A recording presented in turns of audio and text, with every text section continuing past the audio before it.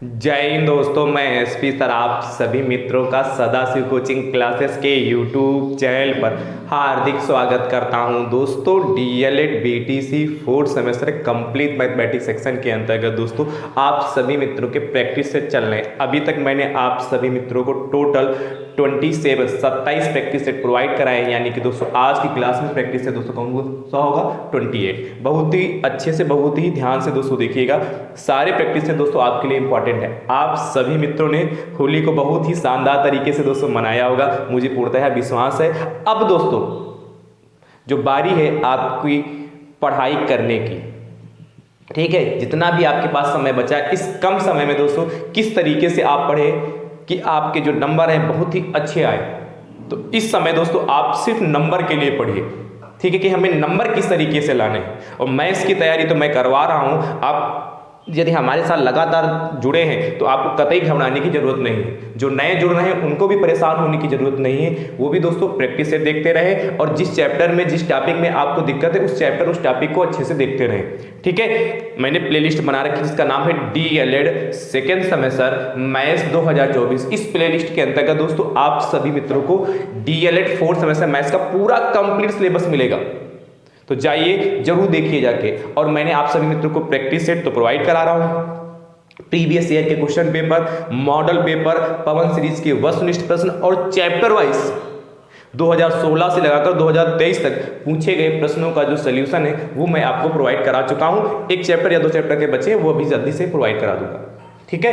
तो दोस्तों अब आपके पास इतना ज्यादा मैटर हो चुका है कि आपको घबराने की जरूरत नहीं है। अच्छे से पढ़ते रहिए, अच्छे से तैयारी करते रहिए। जो मैंने अभी लास्ट में बताया ये सबको देखने के लिए इसके लिए भी प्लेलिस्ट मैंने अलग बना दी, इसका नाम है DElEd fourth semester maths PS PYQ and MP 2024। इस पर क्लिक करेंगे फटाक से देख पाएंगे। आपको जो यहाँ से क्लासें प्रतिदिन शाम 6 बजे यहाँ से प्रोवाइड की जा रही है, ठीक है। चलिए ध्यान से देखिएगा, शुरुआत में ही वीडियो को शेयर कर दीजिए ध्यान से। आज के प्रैक्टिस सेट का पहला प्रश्न कह रहा है, त्रिकोणमिति से लिया है, यदि tan a इक्वल टू 2 हो तो निम्नलिखित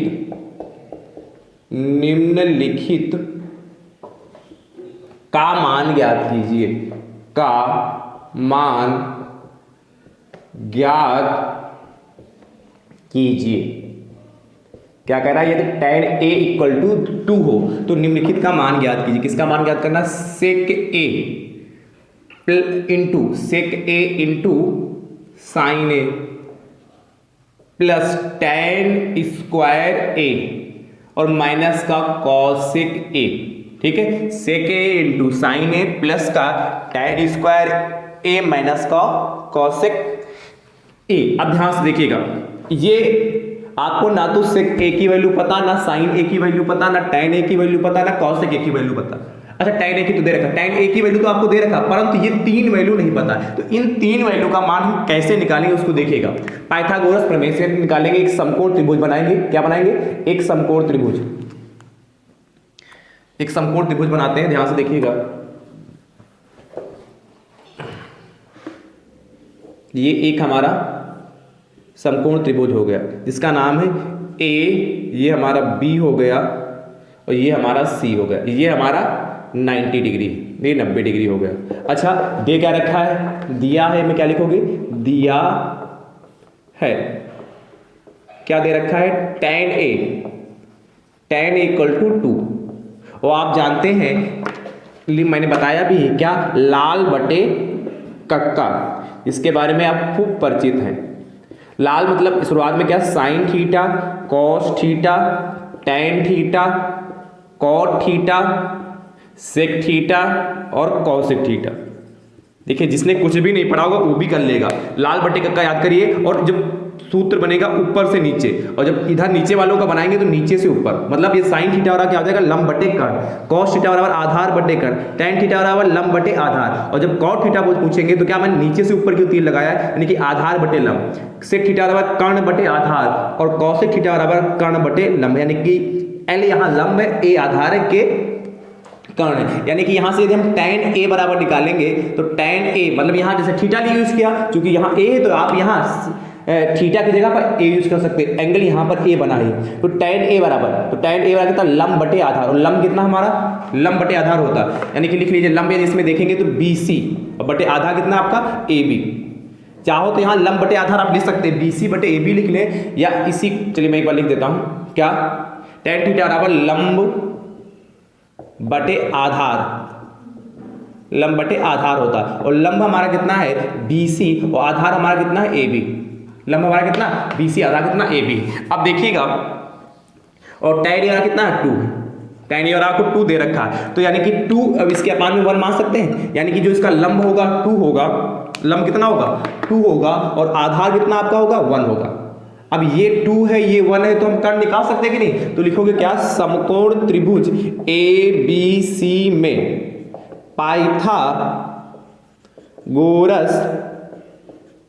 पाइथागोरस प्रमेय से, और आप जानते हैं पाइथागोरस प्रमेय क्या होती है, कर्ण का स्क्वायर बराबर लंब का स्क्वायर प्लस आधार स्क्वायर। तो कर्ण क्या होता है 90 के सामने की भुजा कर्ण कहलाती है, तो AC स्क्वायर, कर्ण का स्क्वायर बराबर लंब, लंब कितना आपका BC, जो एंगल होता है एंगल के सामने की भुजा लंब कहलाती है, तो BC स्क्वायर, जो शेष बचती है वह आधार कहलाती है AB स्क्वायर। ठीक है, अब देखिए AC हमें ज्ञात करना है, तो AC स्क्वायर ऐसे चलने दीजिए, BC कितना है आपका BC 2 है, तो ये 2 का स्क्वायर हो जाएगा, प्लस AB कितना आपका 1 है, 1 का स्क्वायर हो गया, यानी कि AC स्क्वायर इक्वल टू 2 का स्क्वायर 4 और 1 का स्क्वायर 1, यानी कि AC स्क्वायर इक्वल टू 4 1 5, यानी कि AC इक्वल टू √5 आ जाएगा, प्लस माइनस आएगा परंतु प्लस की लेंगे क्योंकि डिस्टेंस है, तो ये √5 आ गया। जब ये √5 आया जाके, तो यहां से देखिएगा सेक A की वैल्यू चाहिए, तो सेक A बराबर देखिए सेक का नीचे सेक थीटा लिखा, थीटा की जगह 1 कर लेंगे, तो कर्ण बटे आधार, और कर्ण कितना, कर्ण बटे आधार, कर्ण कितना आपका AC, तो AC और आधार कितना आपका AB, यानी कि AC कितना आपका √5 और AB कितना आपका 1, यानी कि √5 आ गया, तो सेक A आ गया। इसके बाद देखिएगा यहां से ये डिजाइन बन गया। अब यहां से किसकी वैल्यू चाहिए, साइन A की, तो साइन A, तो साइन A बराबर क्या हो जाएगा, साइन थीटा बराबर लंब बटे कर्ण, तो लंब कितना आपका BC और कर्ण कितना आपका AC। लंब कर्ण तो जानते हैं 90 के सामने की जो भुजा होगी वो कर्ण होगी, एंगल के सामने की भुजा लंब होगी, जो शेष बचेगी आधार होगा। तो क्या साइन थीटा लंब बटे कर्ण, तो लंब आपका कितना BC होगा और कर्ण आपका AC, तो BC कितना 2, तो 2 अपान AC कितना आपका √5, तो 2 अपान √5 हो गया। उसके बाद क्या है cosec A, तो यहां से cosec A की वैल्यू निकालेंगे, वैसे ये इसका उल्टा होता है, cosec A बराबर कितना, cosec थीटा है, थीटा की जगह A, तो cosec कर्ण बटे लंब, तो कर्ण कितना आपका AC और लंब कितना आपका BC, यानी कितना √5/2 हो गया। ये तो वैल्यू निकल के आ गई। अब वैल्यू निकल के आ गई, अब इसमें रख देंगे किसकी वैल्यू चाहिए, sec A into sine A plus का tan स्क्वायर A और माइनस का cosec A वैल्यू रखते हैं, तो sec A की वैल्यू कितनी है √5, तो √5 हो गया, इंटू लगा तो इंटू लगा लिया, sin A की वैल्यू कितनी है 2/√5 आई जाके, sin A की वैल्यू कितनी 2/√5 आई जाके, प्लस tan स्क्वायर है, तो tan A की वैल्यू कितनी 2, और चूंकि स्क्वायर लगा इसलिए क्या 2 का स्क्वायर हो जाएगा, ठीक है, माइनस का cosec A की वैल्यू कितनी √5/2 हो गया। क्लियर हो रही बात कि क्लियर हुई। अब देखिएगा √5 से और √5 1 बार में कैंसिल हो गया, और यहां से देखिएगा कितना बचेगा आपके पास 2 और प्लस का 2 का स्क्वायर कितना हो गया 4 और माइनस का √5/2 हो गया, तो 2 और 4 कितना होगा 6 प्लस रूट माइनस का है 6, 2 और 4 6 हो गया, माइनस का कितना √5/2 हो गया। ठीक है, अब देखिए यहां पर 2 एलसीएम ले लीजिए, 2 एलसीएम ले लें, तो जब 2 एलसीएम ले लेंगे कितना हो जाएगा, इसके नीचे 1 मानेंगे, 1 से इसको डिवाइड करेंगे तो कितना आएगा 2 की मल्टीप्लाई 6 करेंगे तो 12 माइनस और 2 को 2 से डिवाइड करोगे तो कितना 1 आएगा, 1 की मल्टीप्लाई √5 से करेंगे तो √5 आएगा। ये हमारा फाइनल आंसर आ गया। तो आप सोचेंगे सर यही आंसर लिख देंगे, हाँ यही लिख दोगे, क्योंकि आपको √5 की वैल्यू यदि प्रश्न में दे रखी है, वैसे √5 की जो वैल्यू होती है वह होती है 2.236, ये √5 की वैल्यू होती है। तो √5 की जगह पर आप 2.236 रख सकते हैं, यहीं पर रखकर और इसको 2 से भाग करके यहाँ पर रखेंगे 2 से भाग करके और 6 में से घटा देंगे तभी एग्जैक्ट वैल्यू आ जाएगी, परंतु √5 की वैल्यू यदि प्रश्न में दे रखी होगी तब रखना, और नहीं दे रखी तो आप इतना छोड़कर आंसर लिख देना। ठीक है, चलिए नोट कर लीजिए, नोट करिए। तो बढ़िया प्रश्न है दोस्तों, मैंने टाइम भी लिया इसमें, जिससे इस टाइप का प्रश्न यदि आपके एग्जाम में बने तो आप फटाक से कर ले जाएं। हो जाएगा कि नहीं हो जाएगा बताइए भाई। अब तो इस टाइप के प्रश्न हो जाने चाहिए।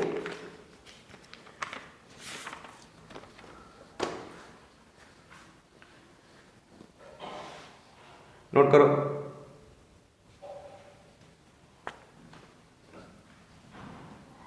अगला सेकंड कह रहा है यदि tan a बराबर 4/3, tan a बराबर कितना है 4/3 हो तो निम्नलिखित का मान ज्ञात कीजिए। जैसे किया वैसे करिएगा। इस बार tan a जब चित्र बनाओगे तो ये कितना 4/3 यानी कि लंब आपका 4 हो जाएगा और आधा कितना हो जाएगा 3 हो जाएगा। इसके बाद कर्ण निकालोगे, कर्ण के बाद ये वैल्यू निकालोगे sec a sin a cos a की, और उसके बाद इसमें पुट करोगे। ठीक, इसको करिएगा, इसको रब करें। अब तीसरे प्रश्न की बारी है। तीसरा प्रश्न देखिएगा, तीसरा प्रश्न दोस्तों आपसे कह रहा है क्या 1728 का घनमूल गुणनखंड विधि से ज्ञात कीजिए। गुणनखंड विधि से ज्ञात कीजिए। देखिए ज्यादातर दोस्तों जब घनमूल लिख के आता है तो कह रहा है इसका घनमूल ज्ञात कीजिए। विधि का उसमें जिक्र बहुत कम करता है, विधि का जो जिक्र है उसमें ना के बराबर किया जाता है। परंतु यदि आपसे कहे कि विधि का प्रयोग करके हमें ज्ञात करना है तो हम कैसे ज्ञात करेंगे, ध्यान से देखिएगा। कह रहा है 1728 का जो घनमूल गुणनखंड विधि से हमें ज्ञात करना है तो क्या करना होगा, इसके हम क्या करेंगे, पहले गुणनखंड करेंगे। अब आज गुणनखंड इसके निकालते हैं तो ध्यान से देखिएगा। इसके गुणनखंड तो 1 7 2 8, इसके हमें क्या निकालने हैं, गुणनखंड। चलिए निकालते हैं। तो ये देखिए सबसे पहले 2 से डिवाइड हुआ, 2 8 16, 1 बचा 12 होगा, 2 छाग 12, 2 चक्कू 8, फिर 2 से काटेंगे कितना हो जाएगा, 2 चक्कू 8, 2 3 6, 2 दूना 4, फिर 2 से 2 दूना 4, 2 इक्कम 2 और 1 बचा 12 होगा, 2 छाग 12, फिर 2 से 2 इक्कम 2 0 हो गया भाई, 2 एक साथ उतारो भाई, 2 इक्कम 2 तो 1 उतारोगे तो 1 में 2 जाएगा नहीं भाई, 1 को 2 से भाग करोगे नहीं, फिर 6 उतारोगे इसलिए 0 लगाना पड़ेगा। 2 8 16, फिर 2 से कटेगा, 2 पंचे 10, 2 चक्कू 8, फिर 2 से कटेगा तो 2 दूना 4 हो गया और 1 14, 2 7 14। अब तो 2 से कटेगा नहीं तो 3 से, 3 9 27, फिर 3 से 3 3 9 और फिर 3 से 3 इक्कम 3 हो गया। यानी कि 1728 के जो गुणनखंड आए वह कितने आ जाएंगे, 2 × 2 × 2 × 2 × 2 × 2 6 बार, और 3 कितनी बार, 3 बार, तो 3 × 3 × 3। अब ध्यान समझिएगा, हमें क्या चाहिए, घनमूल चाहिए 1728। इसको लिख सकते हैं 2 की पावर 3।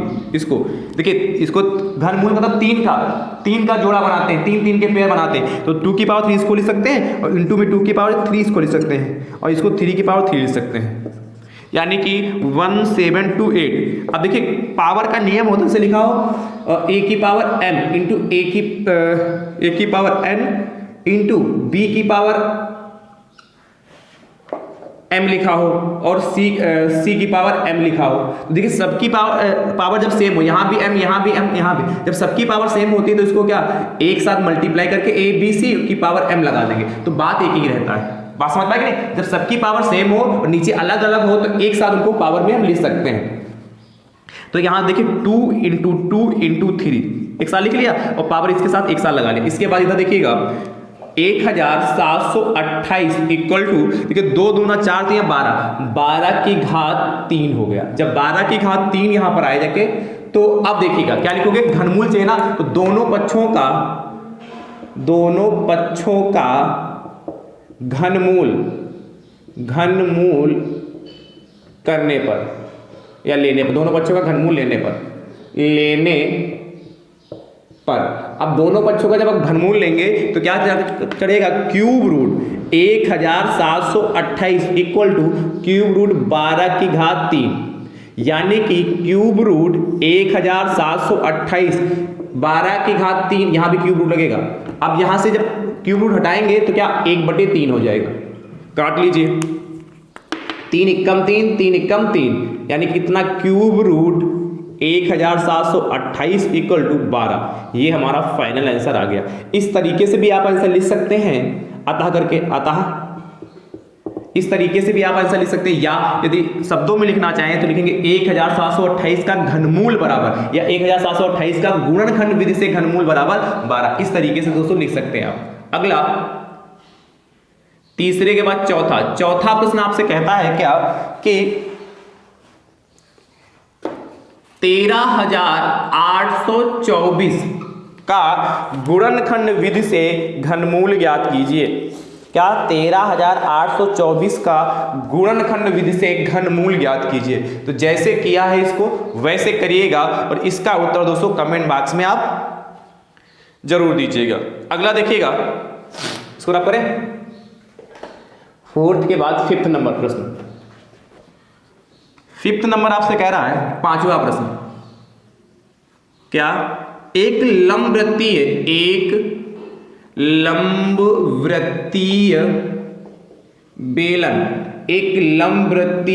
बेलन का वक्र पृष्ठ 140 पाई सेंटीमीटर, 140 पाई सेंटीमीटर स्क्वायर है, या वर्ग सेंटीमीटर भी लिखे आ सकता है, तथा आधार का व्यास, मतलब जो बेलन है, बेलन के आधार का जो व्यास दे रखा है, आधार का जो व्यास है वो आपसे कह रहा 20 सेंटीमीटर है, 20 सेंटीमीटर है। बेलन की ऊंचाई ज्ञात कीजिए, बेलन की ऊंचाई ज्ञात कीजिए। बेलन की ऊंचाई ज्ञात कीजिए, बेलन की ऊंचाई ज्ञात कीजिए। अब ध्यान समझिएगा कैसे करेंगे, बढ़िया प्रश्न, ये भी आसानी है, ध्यान से।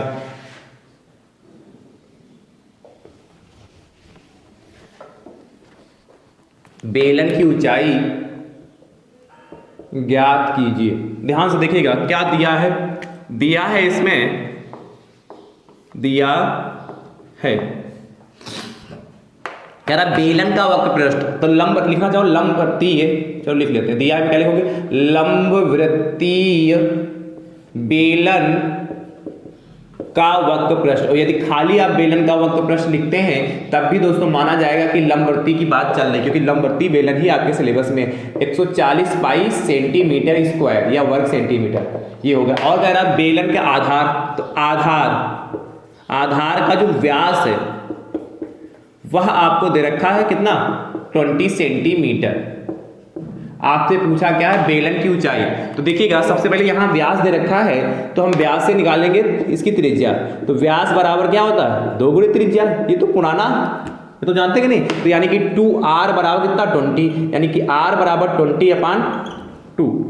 काट लीजिए, 2 एकम 2, 2 एकम 2, 0 होगा, यानी कि r बराबर 10 सेंटीमीटर हो गया। r की वैल्यू आपकी 10 सेंटीमीटर आ गई, कितनी, 10 सेंटीमीटर आ गई। आपसे पूछा बेलन की ऊंचाई, तो मान लो माना बेलन की ऊंचाई, बेलन की ऊंचाई, इसको h से डिनोट करते हैं, h बराबर x सेंटीमीटर, कितना हो गया, x सेंटीमीटर। आपको दिया क्या, लंबवृत्तीय बेलन का वक्र पृष्ठ। अब देखिए आपको पता होना चाहिए जो बेलन है उसका वक्र पृष्ठ क्या होता है, तो पाई r स्क्वायर h होता है, पाई r स्क्वायर h होता है। और लंबवृत्तीय बेलन का वक्र पृष्ठ आपको 140 पाई दे रखा है, तो पाई ऐसे ही रहेगा, और r की वैल्यू कितनी, 10 आया, तो 10 का स्क्वायर हो जाएगा, इंटू h की वैल्यू कितनी, x हो गया। एच की वैल्यू कितनी, x हो गया। तो यहां से देखिए 140 पाई इंटू 10 का स्क्वायर 100 हो गया इंटू x हो गया, यानी कि यहां से x की वैल्यू निकालेंगे तो 140 पाई अपान में पाई इंटू 100 कितना हो गया भाई, x के गुणे में पाई इंटू 100 है तो कैंसिल हो गया। तो देखिएगा कितना हो जाएगा हमारा यहाँ पर, पाई से पाई कैंसिल हो गया और कितना, पाई से पाई कैंसिल हो गया जाके, त्रिज्या हमारी कितनी थी 20 सेंटीमीटर है ना व्यास, ठीक है। तो और क्या, जीरो से जीरो कैंसिल, इस जीरो से ये जीरो कैंसिल हो गया, तो यानी कितना x की वैल्यू कितने 1.4 सेंटीमीटर आई जाके, नोट करिए। तो x बड़ा कितना है जाके,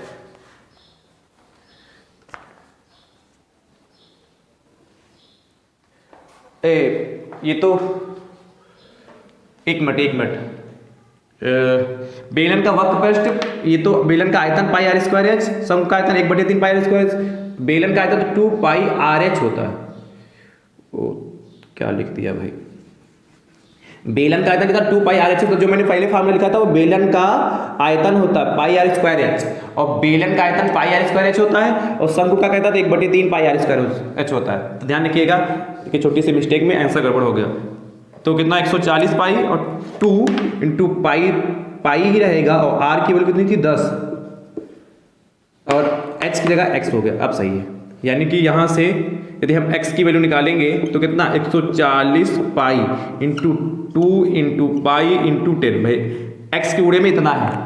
तो देखिएगा पाई से पाई कैंसिल हो गया, जीरो से जीरो कैंसिल होगा, 2 एकम 2, 2 सती 14, x की वैल्यू 7 सेंटीमीटर आई जाके। और x है क्या, बोलिए भाई x है क्या, बेलन की ऊंचाई। तो फाइनल आंसर इसके बाद यहां लिखते हैं, अतः बेलन की ऊंचाई बराबर 7 सेंटीमीटर, ये हमारा फाइनल आंसर आ गया। चलिए नोट करिए, अच्छा प्रश्न है, आसान है, नोट करो भाई फटाफट। अगला देखिएगा, छठा, एक लंबवर्ती बेलन का जो वक्र पृष्ठ है वो आपसे कहता है 220 पाई सेंटीमीटर स्क्वायर है, तथा आधार का जो व्यास है, आधार का जो व्यास है वो आपसे कह रहा है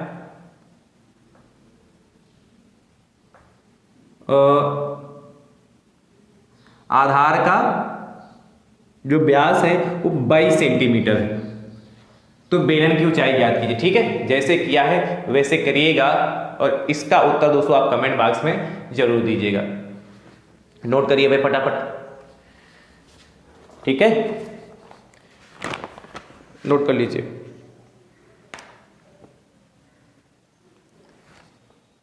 नोट हो जाए तो बताना भाई।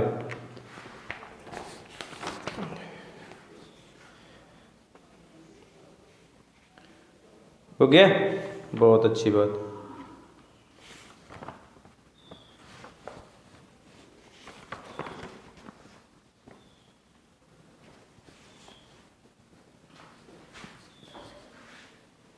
चलिए अगला प्रश्न देखिएगा।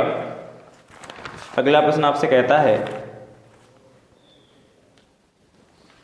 इसको रब करें, छठे के बाद सातवां 7 नंबर क्वेश्चन दोस्तों आपसे कह रहा है,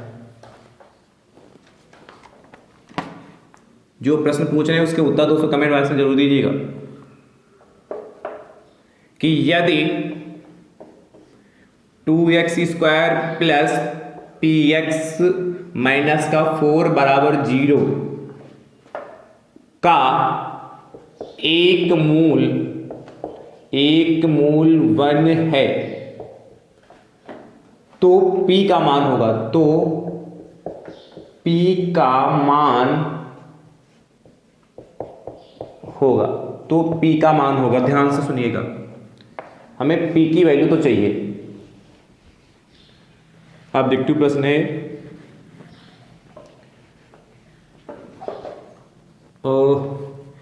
पहला ऑप्शन, दूसरा, तीसरा एंड चौथा। फर्स्ट ऑप्शन दोस्तों आपसे कहता है -2, सेकेंड ऑप्शन +2, थर्ड ऑप्शन -3 और चौथा ऑप्शन 3। तो देखिएगा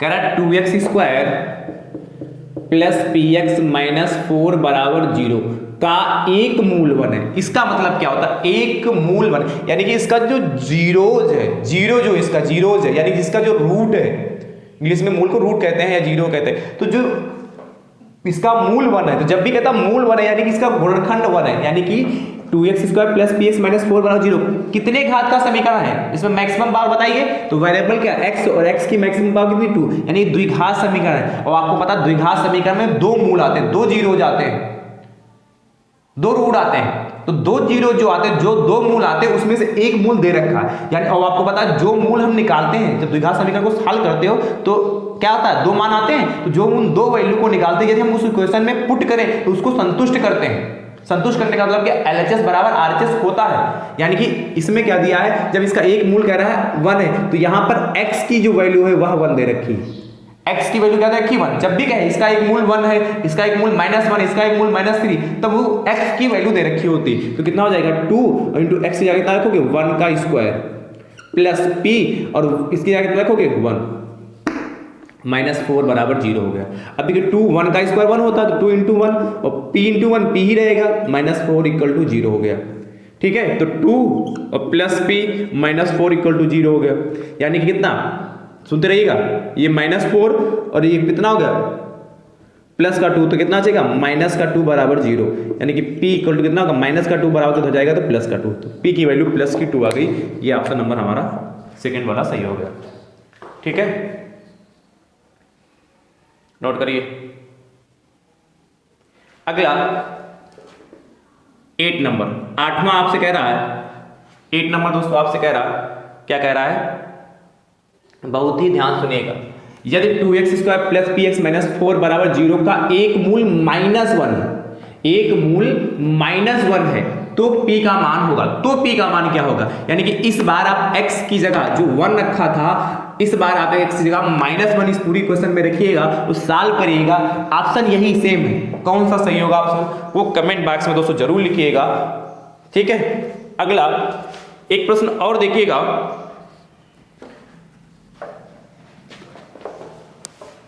ये कौन सा था 8, तो 9 नंबर देखिए।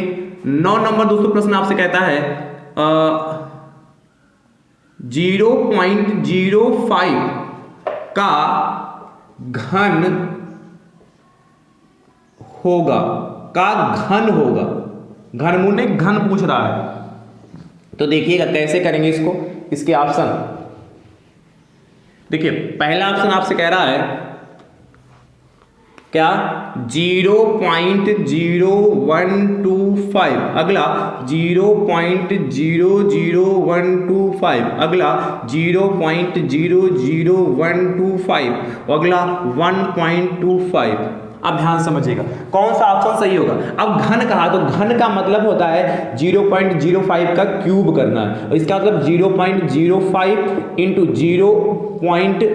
0.05 इंटू 0.05। आपको पता है इस वाले जीरो का कोई मतलब नहीं होता है, तो आपके पास देखिए कितने अंक बाद पॉइंट, 2 अंक यहाँ, 2 अंक यहाँ, 2 अंक यहाँ, टोटल 6 अंक बाद पॉइंट है, और 5 की मल्टीप्लाई कर ले कुछ समय के लिए, मान लें कि यहाँ पे पॉइंट लगा ही नहीं तो 5 बचेगा, तो 25 पंचे 125, 125 हो गया, और 6 अंक बाद पॉइंट है, यहाँ से गिनेंगे 1 2 3, अब बाकी अंक नहीं मिल रहे हैं तो जीरो लगाओगे, 4 5 और 6, ये हो गया। अब ये जीरो शोभा बढ़ाने के लगाते हैं, तो कौन सा ऑप्शन 0.30 फिर 125, ये देखिए ऑप्शन नंबर तीसरा सही हो गया। 9 के बाद 10 नंबर देखिएगा, 10 नंबर आपसे कह रहा है 0.01 का घन होगा। अब ध्यान समझिएगा, इसमें से ऑप्शन देखिए कौन से ऑप्शन होंगे। पहला ऑप्शन आपसे कह रहा है क्या 0.000 घन का है ना 001, अगला 0.0001, अगला 0.00001, अगला कह रहा है 0.00001। ठीक है, तो इसमें से कौन सा ऑप्शन सही होगा कमेंट बॉक्स में दोस्तों जरूर बताइएगा। ठीक है, तो आज की क्लास में जितने भी मैंने प्रश्न आपको कराए हैं उन प्रश्नों को बहुत अच्छे से लगाइएगा। जो प्रश्न मैंने पूछे हैं उसके उत्तर दोस्तों आप कमेंट बॉक्स में जरूर दीजिएगा। वीडियो को आप सभी मित्र अपने अपने स्तर से जरूर शेयर करिएगा। अब हमारी आपकी मुलाकात अगली क्लास के साथ होगी, तब तक के लिए आप सभी मित्र स्वस्थ रहिए, मस्त रहिए, मुस्कुराते रहिए। थैंक यू सो मच दोस्तों। राधे राधे दोस्तों।